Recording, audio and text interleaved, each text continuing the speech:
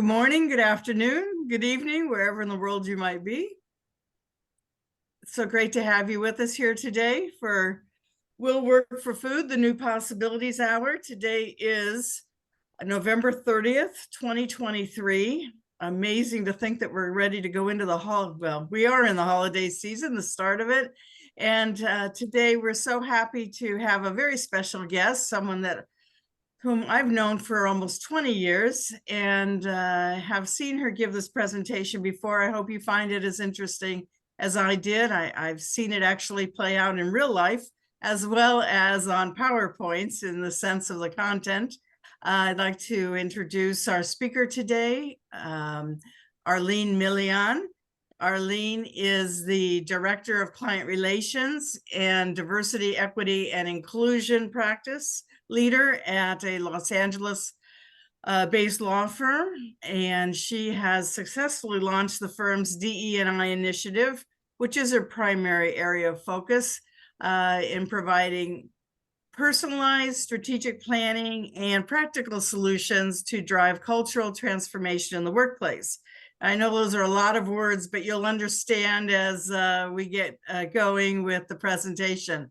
In 2020, the Los Angeles Business Journal's Diversity, Inclusion, and Equity Symposium and Awards nominated Arleen for Executive of the Year for her efforts in creating a more inclusive work environment. As an immigrant woman of color, Arleen's lived experiences and her 15 years of professional experience in the legal industry have empowered her to easily identify the underlying narratives that drive conflicts when brokering conversations between cross cultures, generations, and genders. Outside of her professional spectrum, I would say that Arleen is a Renaissance woman, if you will. Much of her time is devoted to service of the marginalized. She's currently developing a documentary, A Refugee's Heart, which chronicles her own journey as a refugee migrating from Cuba to the United States and the impacts of trauma. So we're in for a real treat today. And all this really ties into dispute resolution because conflict is life. And so we will learn more about that. But before we do, as you know, these programs are brought to you each week by amazing speakers for an amazing audience.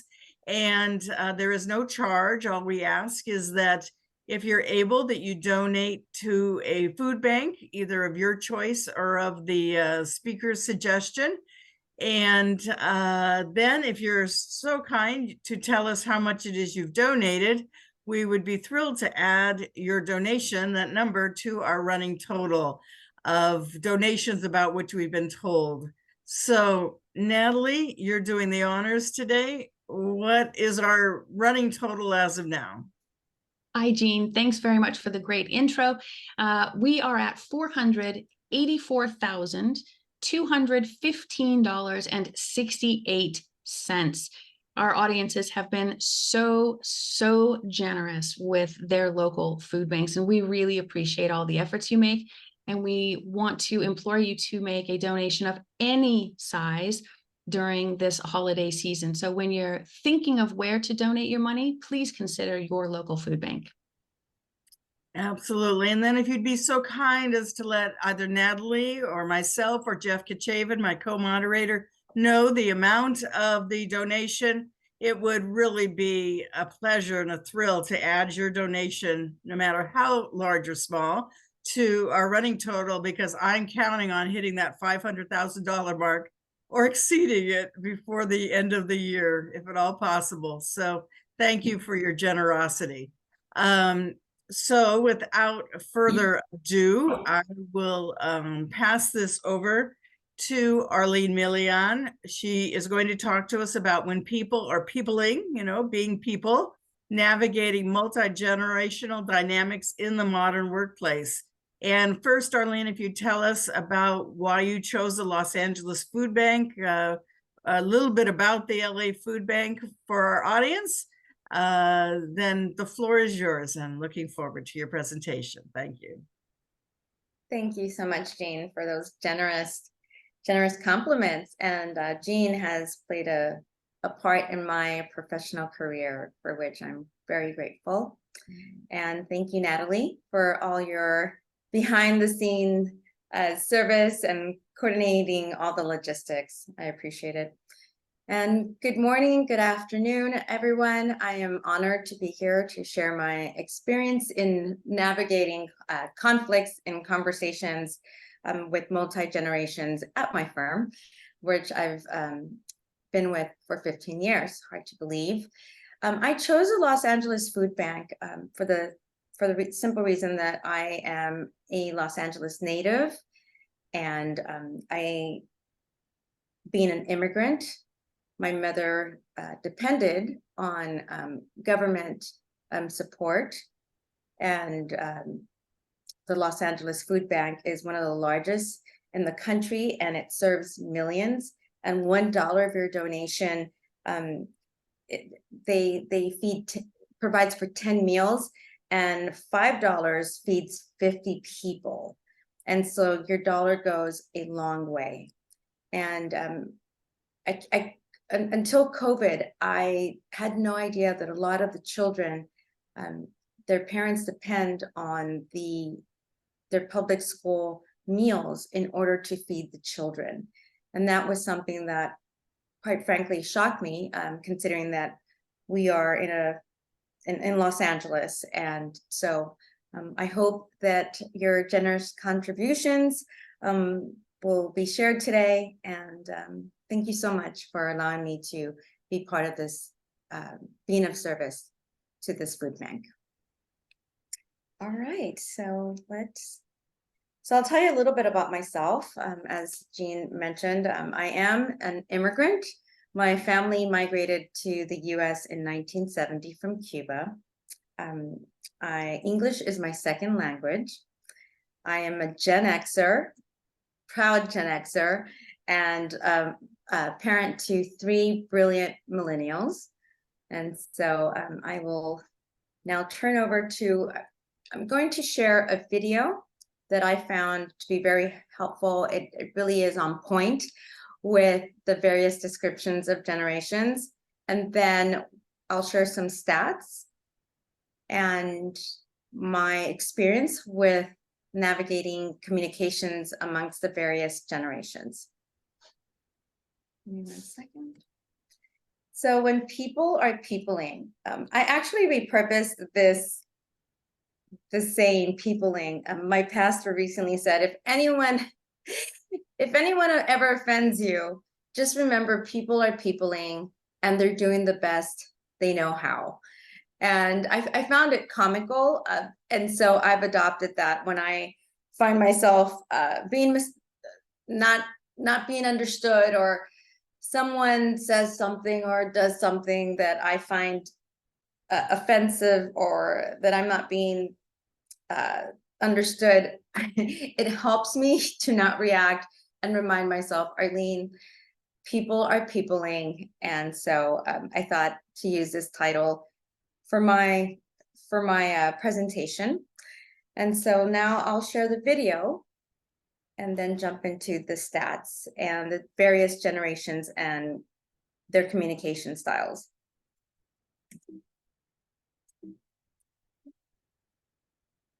And I'll let the video load. Takes a minute.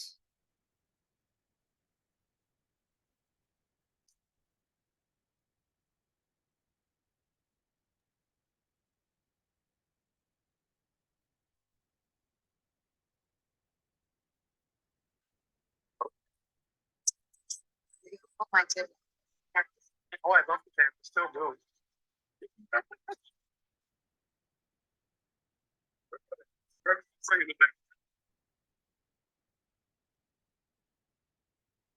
Enjoying my 60s. There have been a little bumps in the road. I am enjoying my 20s so far. It has been a bumpy and fun ride. I really enjoy my 20s. So much time that I have to develop and grow myself into becoming the person that I want to become. 30 years old was the year that I really became present in the universe as an adult. The first thing I did when I turned 30 was take a solo backpacking trip around Europe. I have great fun getting the respect given to an elder? It's been pretty good. I am taken more seriously, that's for sure. I feel my body more than I used to. You start to break down, you think you're the bionic man. You get up, you put your eyes on, you put your ears on, you put your ankles on. I think my 70s is the best because I don't have to go to work every day. I have leisure time to pursue exactly what I want to do. And it's just great. It's the best decade I've ever had. I think the thing that most people misunderstand about millennials is that we are an entitled generation.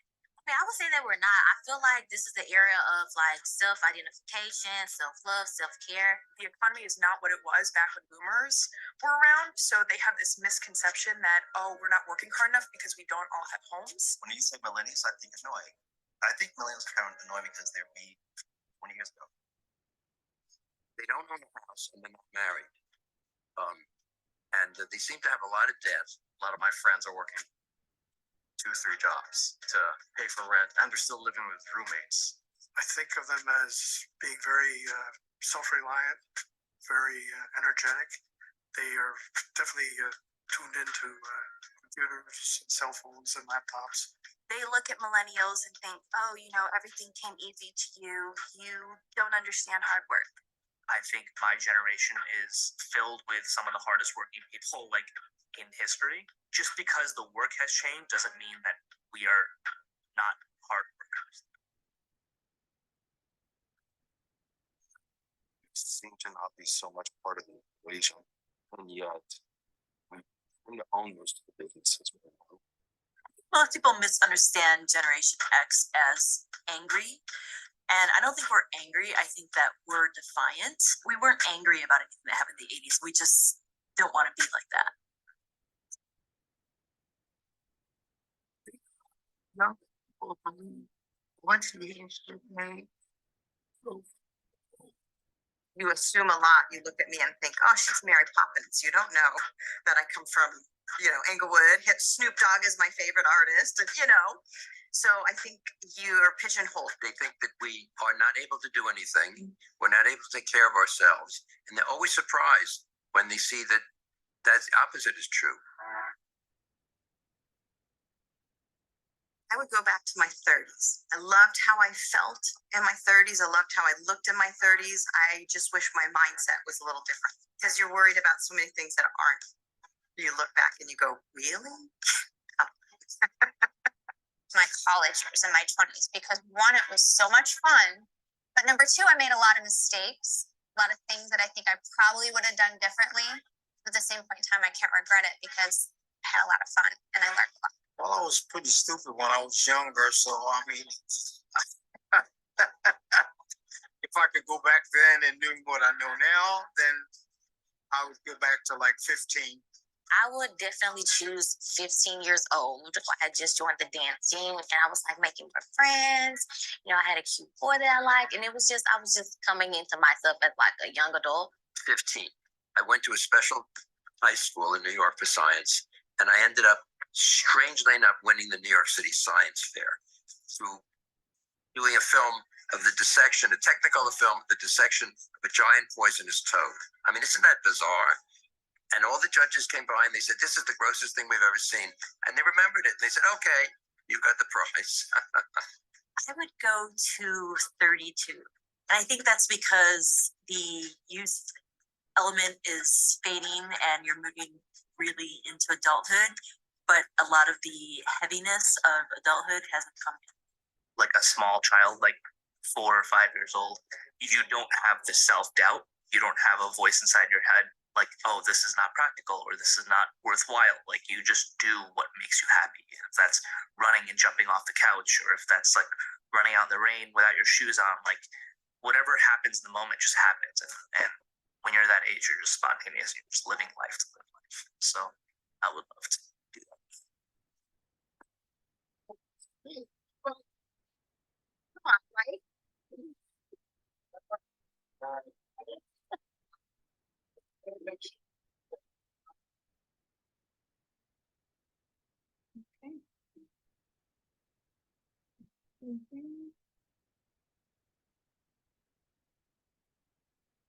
All right.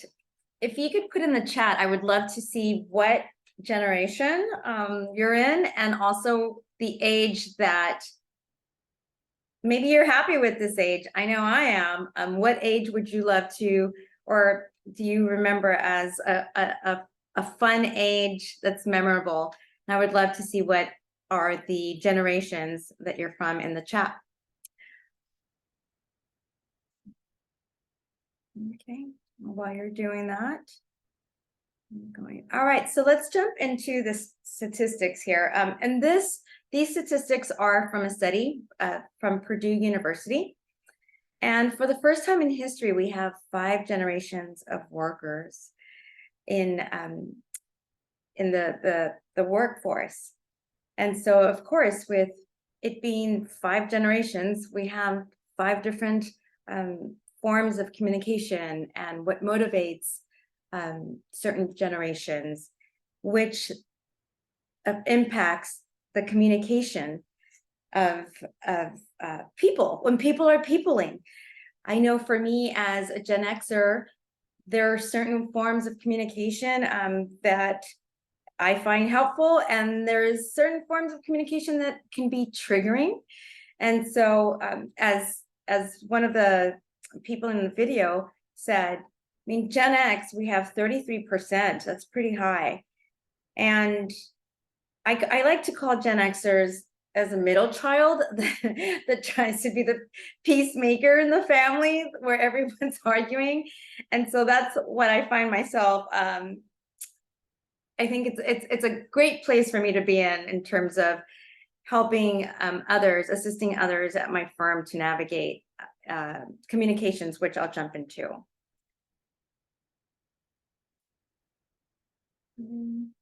No. Okay, so here we are with the traditionalists, and you could see on this PowerPoint what shapes them, motivates them. The communication style is something that I focus on in terms of, I'll set examples. I think that's the best way to go about this.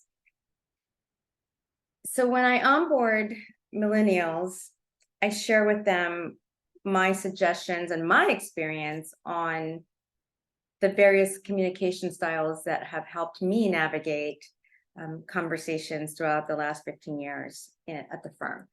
And specifically with millennials, what I've shared is when you work, when as an associate, when you start off and you're working with someone that is in this generation, or boomers or Gen Xers, whatever it is, specifically to traditionalists, they find conflicts in, and I'll set an example, someone that is in a traditionalist group was very frustrated with the millennial, with the associate. It was a second-year associate that was working on one of the cases.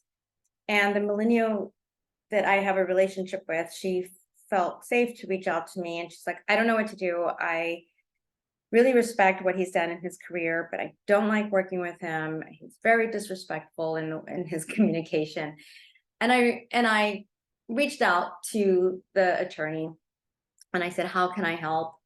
I understand that there's a project that you're working on. And by the way, I asked the millennial first for permission to reach out to this attorney. I never overstep anyone's confidentiality. And she said, yes, if you feel that'll be helpful. And so I reached out to the attorney, and I mentioned, I just asked him a question. Can you share with this associate what it was like for you in your second year of being an attorney? Because I think it would be helpful for them to hear your experience, and also share your war stories. So that's how I went about that conflict. Once he understood that, like, oh, I have something to offer here, and I get to talk about what it was like for me and my war stories that could help them to improve in their approach to lawyering. and then I shared with him, ask the millennial to provide you any assistance with tech. And I asked the millennial, I said, what is something that you could offer him? So basically for them to have a relationship where they both bring their skill sets, their what they've learned, what the traditionalist has learned, and share their experience. And then I'm like, have the millennials set up the Zoom, the Teams, the PowerPoint, bring them into whatever client pitches you have for them to learn from you. And so that really, because traditionalists, and also with the millennials, I said, pick up the phone. And the millennial was frustrated because they're like, I email them and then they call me. And I'm like, yes, pick up the phone, call them, because that is the best form of communication. And I also suggest to millennials, always ask the attorney that you're working with, especially if it's from an older generation, what is the best form of communication for you?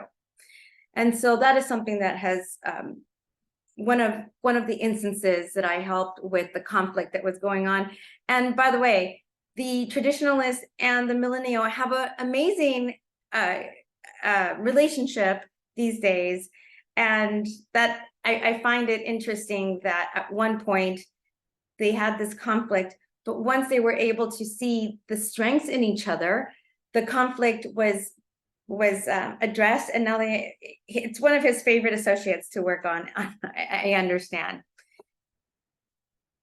For the baby boomers, respect is loyalty, duty is definitely a motivator. And what I find with boomers that because it is such a, I worked really hard to get here. I paid my dues. I don't understand why when I ask for something, why am I, why is this? Well, I'll share with you a personal story. A boomer reached out to a millennial at 7:30 in the morning. Millennials are, work-life balance is very important. I know for boomers, it's work hard and I work these hours and I expect the attorney that's working with me to typically a millennial, I expect them to be around and available when I need them. And if that's 7:30 in the morning or 8 o'clock at night, if I'm working, they should be working. And so I received the phone call and I called I'm going to call Miss B for boomer. And I called Miss B and I said, what would be helpful? And I realized that in this conversation, because respect is such a driver for the boomers, I asked her, what would be helpful? What would it look like for the associate that you're working with, that you're having this, it sounds like you're frustrated. And also help me understand has been such a great tool for me when I am when I'm assisting in resolving a communication conflict amongst generations, and help me understand what's frustrating to you about working with this associate who happens to be a millennial. And she said, well, I called her at 7:30 in the morning. She didn't respond, but she sent me an email. And I said, well, did the email provide what it was that you were looking for? It was something very specific to the matter they were working together. And she said, well, yes, but she didn't send me the email. Why didn't you call me back? And I explained to Miss B, boomer, that for millennials, work-life balance and boundaries are very important. And it's not that they were disrespecting the boomer, it's that this is their form of communication. Text messages, emails, voice notes are something that millennials are really, they gravitate towards. That's their form of communication. And so I asked the Miss B, boomer, if she's willing to send a text and wait for the millennial to respond. We know that their millennials are boundaries is very important. And so if it's an emergency, maybe sending a text, there's something really important and this is what it, send a voice note, this is what I need. But I understand also if you could just send it to me first thing when you start your morning. And so since respect is such an important value for the boomer, I helped them to also see how millennials look at respect, which is work-life balance. And if you need something and it's an emergency, if you could please let me know the night before, or if not, the morning of. But if you could send me a text first, because for millennials, phone calls are not their form of communication. So it could be very intimidating. And so that was one of the ways that we resolved that communication with the boomer and the millennial. Okay, Gen Xers. So for Gen Xers, we were raised by boomers. And so we understand the work hard, but we also do the play hard. Where for boomers, it's work hard, and then when we retire, we're going to enjoy life. For my generation, because we saw the burnout that a lot of our parents had, we thought we work hard, play hard. And we also enjoy the flexibility of being able to work remotely. And we also like personal development. So a lot of the self-help genre really came about during the 80s, 90s. And so a lot of the wellness gurus came about from our generation. And so that is something that's very important for us. So when communicating with a Gen Xer, we have the flexibility. So we're able to communicate with the boomers and understand what are the drivers for the boomers. And also we understand the millennial concept because we were the ones that raised millennials. And we helped the millennials to set boundaries, and we were asking our children, how do you feel, and communicate. And so we understand the form of communication also with millennials are very important for flexibility, and immediate feedback is very important for millennials, and we understand that. For millennials, their communication style, as I mentioned before, it's text messages and emails. I have 2 millennials on my team, and I quickly found that they consider me a boomer. Recently, we had, I like to read self-help books.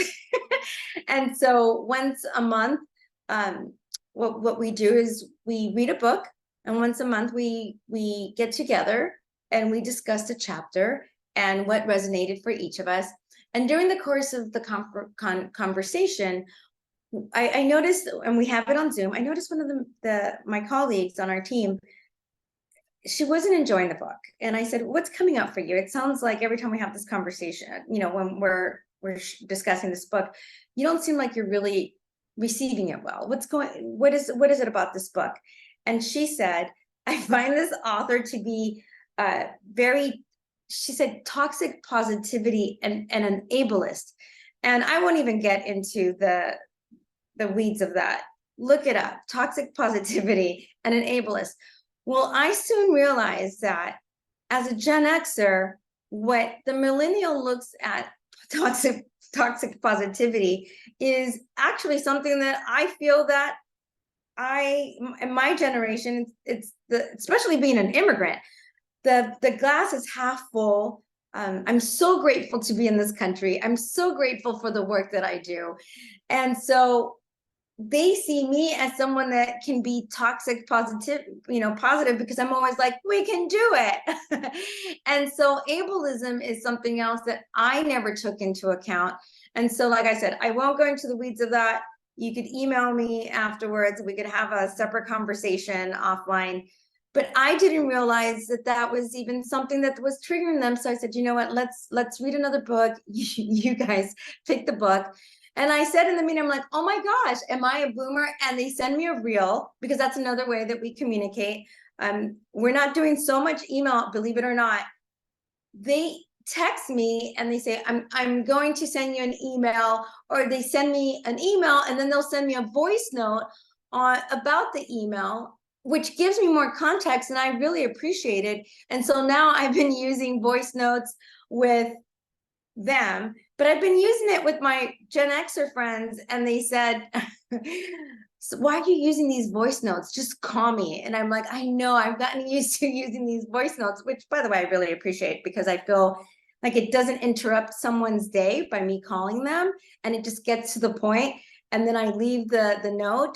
Because sometimes in text messages, I find that tone could be lost and something could be miscommunicated because there's no tone.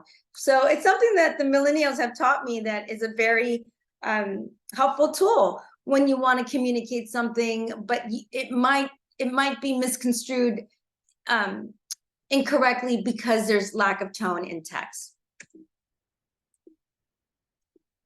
Okay. And then lastly, the Gen Zs. I have another team member that's a Gen Z, and what I found helpful with the Gen Zer is for the millennial on my team to act as more of a supervisor to the Gen Z. And I realized with the Gen Z, they really appreciate giving them feedback in real time. They really love their work-life balance and working remotely.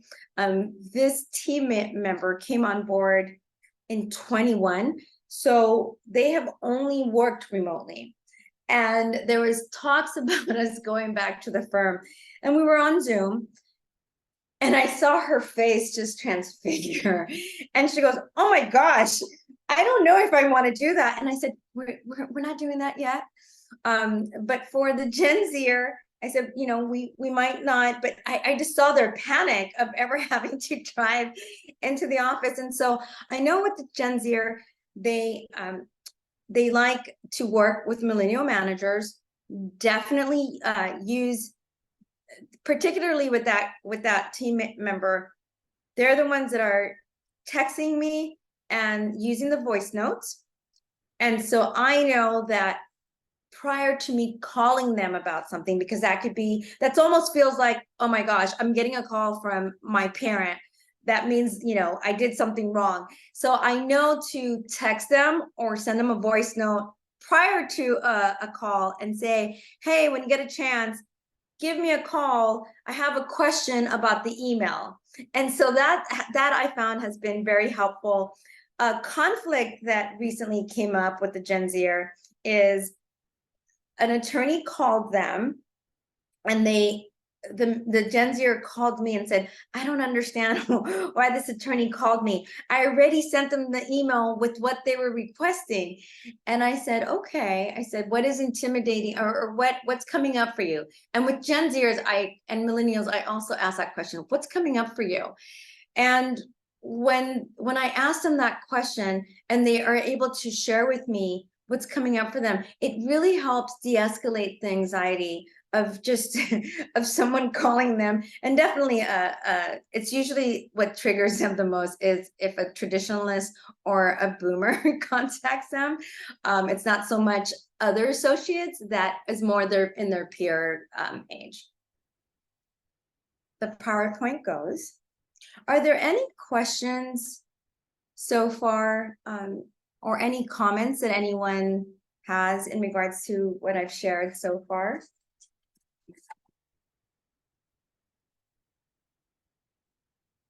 Alec? Sure. So thanks for your presentation, Arleen. Very insightful. I am a millennial, actually barely a millennial. I'm almost Gen Z, born in 94 and at the very end of 94 at that. I'm curious, because the communication styles are very different, and naturally any generation is going to be very used to their own communication style, and have spent many years, decades even, in that kind of communication style. And then here comes another one. I could understand, and I'm wondering if maybe you've seen this in your observations, where a generation feels like, why are we even talking about this? Why don't you just adopt my form of communication style and it would be that very simple, right? So I'm curious to hear about that, if maybe you have some experiences there. Well, that is basically that I found it's very interesting that just asking the question, help me understand. Another question I've said that has been very helpful is, what would it look like? Asking that question, and I've shared this so many times with millennials and Gen Zs. Gen Xers and boomers and traditionalists love to talk about themselves and teach, and respect is such an important driver. Just ask them, oh, help me understand, what is it that how you would like for me to communicate if, for example, one of the associates did not know how the partner, how soon they wanted to receive an email or a phone call if they had not heard back from the partner. Let's just say, right, that I remember specifically, the partner was upset with the millennial because the millennial was waiting to receive an email response. And so what I share with the millennial, just ask them, just help me understand, when I haven't heard back from you in a certain amount of time, how would you like me to follow up with you? Is it a phone call? Is it a text? Is it an email? Or for me, when I've been brokering the communication and the conflict, I ask, what would it look like? What would it look like to you to have a better experience working with this associate or working with this partner? What would it look like for you? Because I think when people, when I give the other person and just really lean in and listen to whatever that person, even though sometimes we're like, just acting as if, I like to say, just acting as if, okay, all right, I understand. And also to put myself in that in that person's shoes always helps, you know, the anxiety that comes up. But I don't know if I answered your question, but those are two questions that I asked the other person. Help me understand. Oh, I know. Oh, this is another one. Oh, I never saw, you know, you gave me a new perspective. I never thought of it that way. I never thought of it that way has been such a superpower, because you're not really agreeing with the other person. You know, it's like that, like the penis teacher, moi, moi, moi, moi. But just allowing the other person to share their frustration can really de-escalate. And millennials have found that very helpful. And Gen Zers. Yeah, thanks, Arleen. Anne, you had a question. You have your hand up? I do indeed, and thank you very much. And a fascinating conversation. I took down the little scale of the years because I wanted to make sure I got all of the years down. So a couple of things that came up for me, and I appreciate what Alec was saying too, about kind of being at the end of one generation, almost bleeding over into the next one. And then when you reach I will say this, when you reach a certain age too, when you're not only a parent, but you're a grandparent, then you're learning a whole new set of skills about listening and so on. And so I do have a question, Arleen, I'm coming to, but I do want to commend you. And I really wrote down phrases, although I've used them myself. You use these great neutral phrases. What would it look like? What is coming up for you? Help me understand. And then allow someone to share. So thank you. It's always good as a mediator to have those reminders.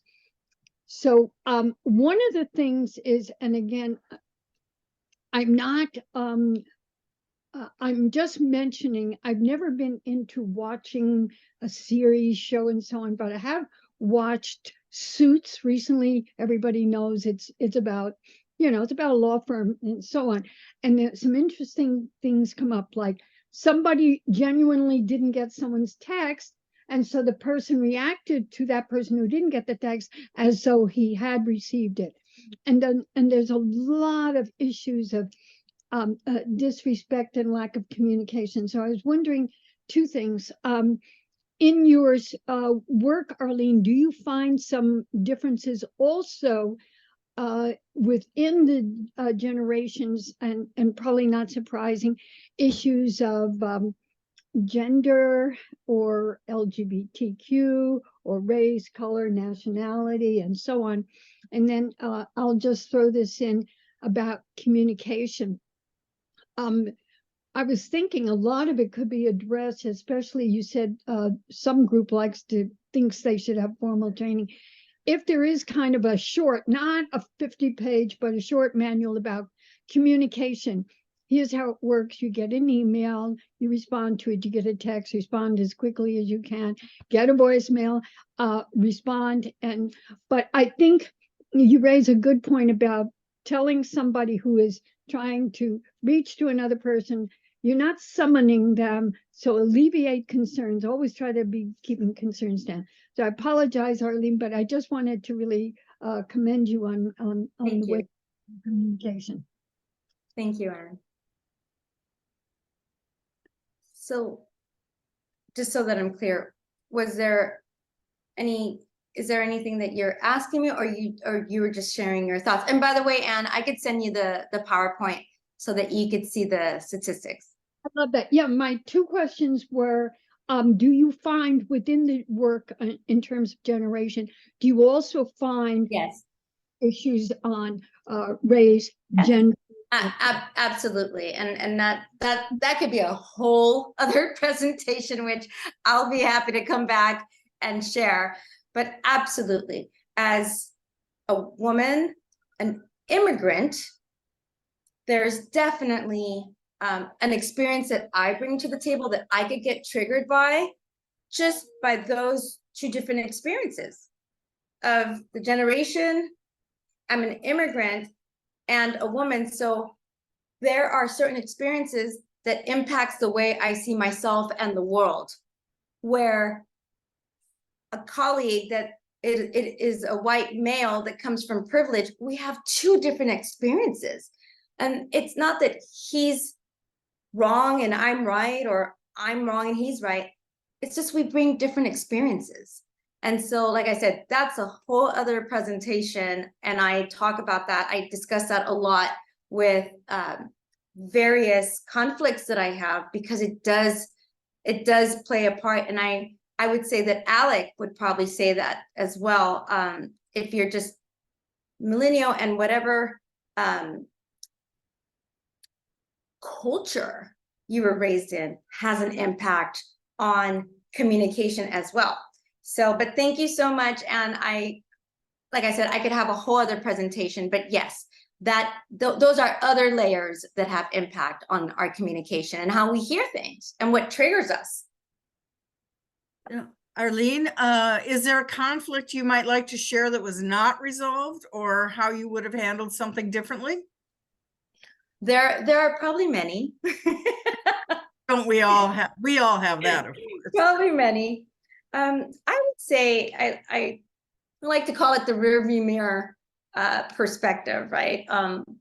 What I wish I would have done differently, and it's all been part of my growth in, okay, what works, what does not work. And there's been several conflicts that, looking back now, I made it about me in terms of fixing and controlling the conversation and not leaning in and just listening to someone share what they're experiencing, their perspective.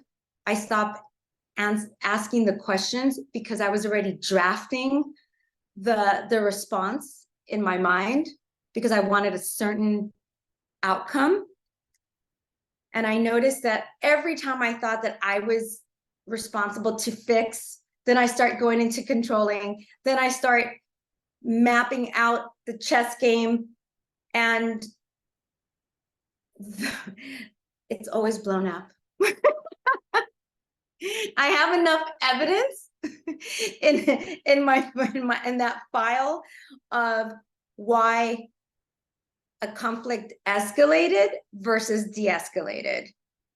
And so now whenever I have, and that perfectionistic, you know, Gina and I, we've had discussions about when my perfectionism comes up, where I basically want to impress someone with my conflict resolution skills, or there's, again, just trying to fix and control the conversation to get a certain result, I notice has definitely escalated a conflict because I made it about me and how I was able to control the conversation. Didn't work, doesn't work. So that's why now I'm like, oh, it's when I lean in and ask questions and listen out to what people are not saying. And you are the experts at this, being that you do what you do, that's your superpower. Listening for what people are not saying and discerning what's the truth so that you can give your clients the best results. Wow. Are there any practices and tools that you utilize other than, I know you've talked about your phrases, which are fantastic, as Anne and Alec have mentioned, but any practices or tools that you utilize when you find yourself in the crossfire of a conflict with emotions running high? Because usually if you can't communicate well, emotions just ratchet up very quickly. And that's true in life as well as in the workplace. There's three things. There's three tools that for me have worked wonders for my mental health, especially working in the legal industry for 15 years. I found that my mental health has to be of utmost priority. Once, for me, meditation, and I know that sounds really woo-woo for a lot of people, but these are the tools that I found that have been very helpful for me. And so 5 minutes doesn't have to be, you know, I don't have to sit on a pillow and just sit there. 5 minutes, even if it's just putting on some music that brings me happiness, whatever song brings me joy, just putting it on for 5 minutes. Breathing exercises. There's so many apps nowadays, free apps that you could put on for 5 minutes, and it literally guides you through a 3-minute, a 5-minute breathing exercise. And what I found between the meditation and the breathing, it gets me grounded again. It regulates both my parasympathetic, and I could get very geeky about this, so I'll just keep it simple, but it really does ground my body, because once I get in here and I'm not grounded, that's when I start fixing. That's when I start drafting the conversation before I even listen to what the person is saying.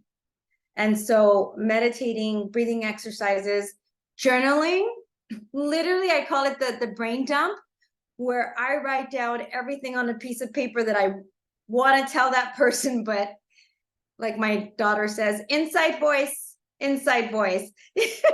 You know, what mom shouldn't be sharing outside, because again, me being Cuban, I could be very reactive. Jean doesn't know anything about that with me. So I could be very reactive. Listen, I tell my daughter, I said, I'm Cuban. And she goes, you use that as a disclaimer. It's not okay. So I've learned to journal, to help get my emotions out, to help get my thoughts out. And then when I read them, it helps me. Now I took a step back after I've done some writing. Hopefully I've done some breathing. I come back, and then I'm able to go back and see what's facts and what are my emotions and my own prejudices. I have to really check my motives. And that leads me to the third tool. I constantly check my motive. Like, what prejudices, what biases am I bringing to this? What about this person triggers me? Because it could be the mere fact that culturally, I could be reactive to something. A tone that someone uses could trigger something within me. So I have to really check my motives. And also, what am I trying to control here? What am I fearing? You know, again, checking my motives is, what am I fearing here? Am I fearing that if I don't resolve this conflict right now, that I'm going to be viewed as, again, I'm making it about me. So really checking my motives and check the negative narratives that could be informing the motives.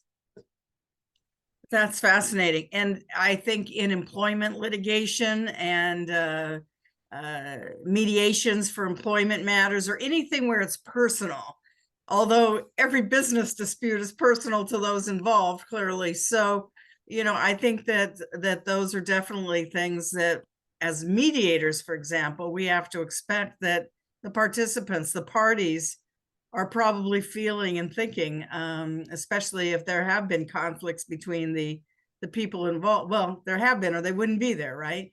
People are peopling, Jean. People are peopling. Right. I mean, we bring traumas, for those of us that have experienced traumas. We bring cultures. We bring our age. We bring our genders. Like there's a lot of peopling there, right? That when something is said, it could trigger any one of those things. And it brings up emotions. And so what's under, right? It's never about the visible conflict. It's always about the emotions that are being triggered. You're right. And I can think back to some of the mediations on Zoom, two of them in particular, where some word triggered a party, a representative, and he's coming through the Zoom screen just very upset, and to need to calm that down and to get to the bottom of what is triggering that. You know, you talk also in terms of the law firm, and Lord knows I spent a gazillion years working in law firms. It felt like, it seems like, although in retrospect, that was, it's hard to believe that was as long ago as it was. What organizations, especially in the legal industry, so it doesn't have to be law firms, but what organizations do you create? What do they do to create an environment for younger generations to want to stay longer? Because losing our young people, whether it's in our law firms or our companies or whatever it is, and having them move along is so typical, and it's a loss, in a sense, to the business or to the organization, or maybe it should just be expected, and you just build on what they brought and what they left behind, and, you know, for the next person. So what organizations would you have in mind to create, you know, what do they do? To help these millennials build some roots so that they stay longer? Rooting, I like that. How do you have the roots take root and flourish? Great question. What I have found, and I've recommended to our organization, the sooner we get the millennials involved in leadership, or at least for them to sit in meetings, that the leadership conversations that the leadership's having, that the millennials could bring their perspective. And again, asking those questions. We want to hear from you. Help us understand, and ask them questions about how do they think. By the way, Alec is a perfect example. He probably wants to see more of his generation in the rooms. And we're seeing more in our, specifically to our firm, a lot of our clients are insurance carriers. The adjusters, a lot of them are millennials, and a lot of the boomers and Gen Xers are like, oh my gosh, these adjusters are so young. And so we find that asking the millennials to join in client visits, client presentations, and when they're sitting across in-house counsel, and the in-house counsel is a millennial, bring along the associate, because they're going to build a relationship. Also, what we found helpful is asking the millennials to be part of the recruitment process, believe it or not. So for them to just look at applications, or because we're trying to recruit more millennials, and millennials from diverse backgrounds. And so that candidate doesn't want to talk to, with all due respect, doesn't really want to talk to the boomer or even the Gen Xer. They want to talk to the millennials at the firm. So having them be part of the recruitment process has made a difference. And I think the big question, and again, it's always asking questions, and especially with millennials, they want, and Gen Zers, they want to be asked this question, and this really helped us, is we would like to know what you see yourself, what would you like to accomplish while you're here at the firm? So it's not this long, like, we need you to be loyal to us if we hire you now, but just asking that specific question, what would you like to accomplish while you're here at the firm? And then that gives them, oh, okay, they're not asking me to stay here for the rest of my career. So, and them expressing that and actually following up and having them have a mentor that they connect with. So not just giving them a mentor, but asking them, oh, what would you like to see in a mentor? And having that mentor, having often conversations with the millennial. Are you enjoying the work that you're doing? Is this what you want to do? What practice area do you enjoy? What would you like, what's something that you would like to accomplish this year? Just make it like small, but just having those conversations versus what we were used to, like, you're hired, here you go, you're thrown into the deep end, figure it out because we did. That doesn't work any longer. I can see Alex shaking his head in full agreement there. And I was taken back to a thought. You're talking about the young ones. What is it they would like to do, focusing on them? And I'll just share this. When I was a younger associate at my former firm, and I was asked if I wanted to go into take over a certain type of law where the lawyer who'd been doing it was leaving the firm. And I've been told, and I don't remember asking this question, but I was told with absolute certainty from somebody, the one who asked me the question, saying that I responded, will it make me more valuable to the firm? I remember asking, can I go doing what I'm doing if I don't like the new thing that you're offering here, which that of course was yes, but that just struck me right there, the difference. I mean, for my generation, yes, I'm a boomer, was thinking more of the firm, the big picture, the pie, making the pie, those kinds of things, as opposed to an individual aspect. Yeah. Anyway, okay. Do you have any, we're 1 minute out, any final comments for us, Arleen? Yes, thank you. And thank you. And I will send the PowerPoint to Natalie and she could distribute it. And thank you for all your feedbacks. And I'm looking at the Gen Xers. We have a lot of representation here today, Gen X.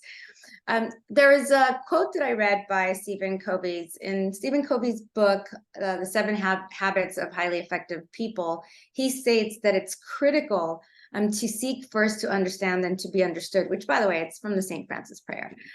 Seeking real understanding affirms the other person and what they have to say. And that's what we all want, regardless of generation, to be understood, valued, and affirmed. So thank you all for your feedback.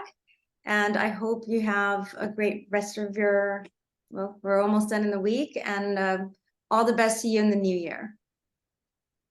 Thank you so much. It's great to have everyone here next week, same time, same place. And thank you for being here. Thank you for whatever donations you can make. And thanks for that heart, Tina. Thank you so much to Arleen. I really appreciate having you here. Bye, everyone. See you later. Bye-bye. Thank you.